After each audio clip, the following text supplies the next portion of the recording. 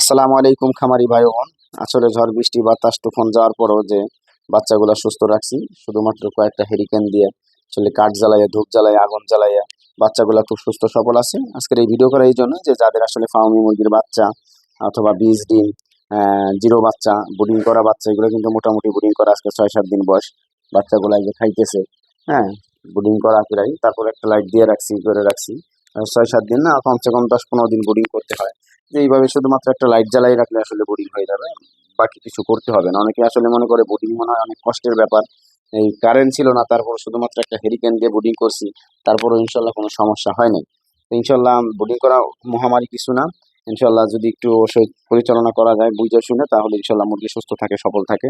আর অবশ্যই সুস্থ সবল বাচ্চা লাগে, এই গ্রেটের বাচ্চা লাগে। বাচ্চা যদি সুস্থ সবল না হয়, আগের থেকেই দুর্বল হয়, মানুষ জানে না আসলে মেশিনের থেকে বের করে নিয়ে এসে বাচ্চা ফোটার সাথে সাথে। আমি কিন্তু এই বাচ্চাগুলো মেশিনেই 2 দিন রাখছি। ওইখান থেকে নাভিটা শুকিয়ে সুন্দর করে এখানে বোর্ডিং এ আসছে। বোর্ডিং এখানে যদি নাও করি, কারেন্ট ছিল না, লাইটও জ্বালাই নাই, কোনো রকম আগুন দিয়ে হিট দিয়ে রাখছি, তারপর ইনশাল্লাহ একটা বাচ্চা কাটে নাই। যদি আসলে বাচ্চা বোর্ডিং ভালো না হয়, প্রথমে যদি আপনি মেশিন থেকে বের করে নিয়ে আসেন বাচ্চাগুলো, পাগল হয়ে যায় আসলে অনেকে, যে ভাই দেন আমারে বাচ্চা।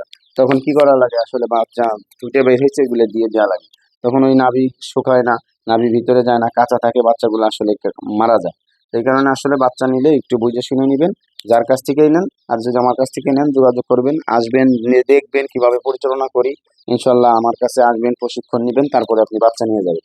আর আপনি যদি বাচ্চা নাও নেন, আসেন, সমস্যা নাই, আপনি দেখে যান কিভাবে পরিচালনা করি, কোনো সমস্যা নাই। ভালো থাকবেন, সুস্থ থাকবেন। ভিডিওটা যদি ভালো লাগে অবশ্যই শেয়ার করে দিবেন, সাবস্ক্রাইব করে পাশে থাকবেন।